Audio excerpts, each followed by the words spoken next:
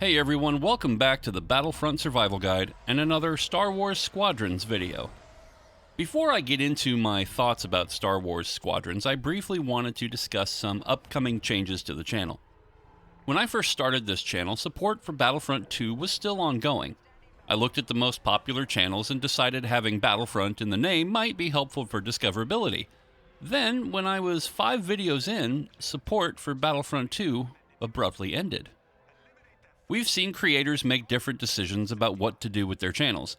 Some merely began adding coverage of Squadrons and Jedi Fallen Order, or began covering Star Wars more broadly, or expanded to covering a variety of games. I still want to fulfill my promise of a video for every class in Battlefront 2. Every day, someone watches one of my class guides, and I still get comments about how helpful they are. And I'm almost to the first milestone of 100 subscribers. However, I will be reverting my branding to include the broader scope of Star Wars media as well as gaming. I started out with a Twitter account called the Star Wars Survival Guide and started a podcast by the same name, but sort of lost enthusiasm for it because I wasn't sure what I wanted to do with it. Then I wanted to join the club of creators covering Battlefront 2 because I thought I could bring a level of quality equal to some of the best channels, and I would really love to be an EA game changer. But don't worry, I'll still be mostly covering Star Wars games, and the only thing you'll notice is more content, and who could say no to that? Now for my thoughts on Star Wars Squadrons, but be forewarned, there are minor campaign spoilers within.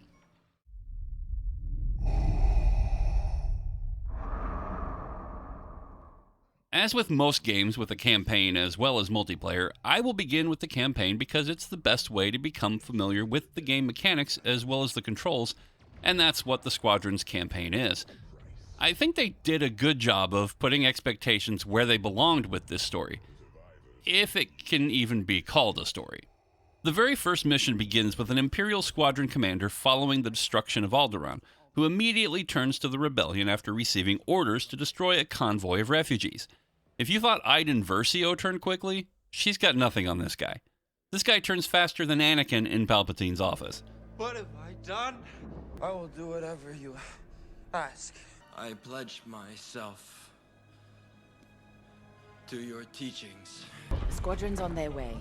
They're excited to fulfill Lord Vader's command. And you? No qualms hunting down refugees from a world we destroyed? During the Iskalon uprising, you taught me to ignore propaganda. They're traitors, not refugees, and will be dealt with accordingly. The campaign is clearly a setup for training missions, and what it sets up for the actual flying part of the game is fine, no problem. It's the stuff in between the flying bits that are completely uninspired. And the MacGuffin of the campaign? The New Republic is scrapping Imperial Star Destroyers to piece together a massive weapon that could turn the tide of the war, and you're thinking, didn't they learn the lesson about superweapons after the Death Star? One of the characters even says something to the effect of, why don't they build a Death Star and get it over with? Which, in my mind, is the dumbest thing a New Republic pilot could say after the whole reason the commander turned in the first place was the use of the Death Star. But what is their new weapon? A gigantic ship with a gigantic tractor beam. I wish I was kidding. Granted, this tractor beam holds on to Star Destroyers and tears them apart while they break out of it, but they do break out of it and renders the thing rather pointless if they encounter a fleet of, well, more than one Star Destroyer. Anyway, the weak story isn't even the worst part of it. The worst part is the pointless NPC conversations. We're a team. You're right, Gunny. But still, nice flying out there. Speaking of fancy flying, I was thinking about the Dragon Void run from a few years back. You see that one, Keo? Oh, sure. There is no agency on the part of the player to have any impact on the outcome of the game. Same with Battlefront 2's campaign. It has a tight narrative, and Jedi Fallen Order even has a predetermined outcome, but the extent of your participation in the story is either flying or pushing the X button. There's no walking around, although there is plenty of looking around. The game wants you to talk to this pilot or this group of pilots, and a typical conversation goes like this. Hey, remember that thing we just went through? Insert personal history. What we're doing is great, right? Ominous foreboding. And then a pointless briefing because as you go through the mission, you're prompted through each objective anyway. There is basically no point at all to any of the conversations. They clearly didn't have the budget for a lot of cinematics, so the bulk of the story is told through the conversations. No, wait, they're not even conversations. The bulk of the story is told through NPC speeches, which could have been reserved to maybe in-flight conversations. The biggest problem is the time it takes to get through all of these speeches before you actually get to fly again. By the third or fourth mission, I was skipping every agonizing, pointless second. They don't even really tell the story. You get a glimpse of this random NPC's feelings about the story, or their own backstory, or someone's opinion of a humorous character moment. In fact, you are participating so little in the story that you are actually observing someone else's observation of the story. That's how bad it is. The cameos of Wedge and Hera Syndulla are a nice touch, and it's really cool to know not only that Vanessa Marshall is playing Hera, But we're cornered. You and Vanguard have held back the Imperials, but we must get those civilian engineers out safely. but also that Dennis Lawson himself, the original Wedge Antilles, actually voices his character in Squadrons. Wedge Antilles, Rogue Squadron. I hear you're the reason I was able to finally get a comm through. But this story could have been better thought out and more consideration given to how it was told. I expected that it would be a glorified training tutorial, but I didn't expect it to insult my intelligence. And I didn't expect to hate the story so much and be absolutely relieved that it was over. On to the multiplayer. The multiplayer modes are clearly where this game shines. The flight mechanics, sound effects, the ship functions, power management system, evasion, and pursuit, they're all light years ahead of Battlefront 2's Starfighter Assault, and anyone paying a lick of attention should have known that going in. I'm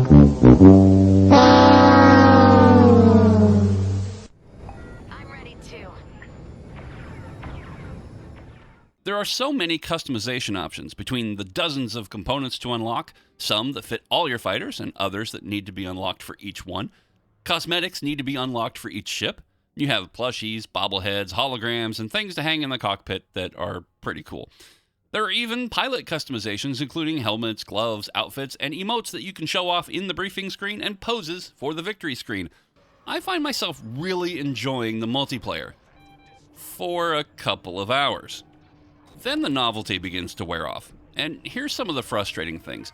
The targeting system does not automatically send you to the next enemy player target. While you can use the targeting wheel to select whether the system targets capital ship systems, friendly targets for support ships, or even specifically enemy players, I still have to take my hand off the flight stick and press the X button to target the nearest enemy player. That said, it is nearly impossible to see an enemy fighter from any distance whatsoever without the targeting brackets around their ship.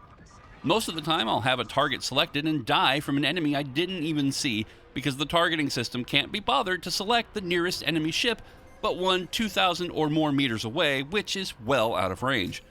When you are targeted by an enemy player locking on, it doesn't tell you where from, and if you want to target the player targeting you, you have to take your hand off the flight stick to double tap the X button. While you're doing that, you're stuck flying straight ahead. That usually gives the player targeting you an opportunity to launch a missile or simply tear you to shreds with their lasers.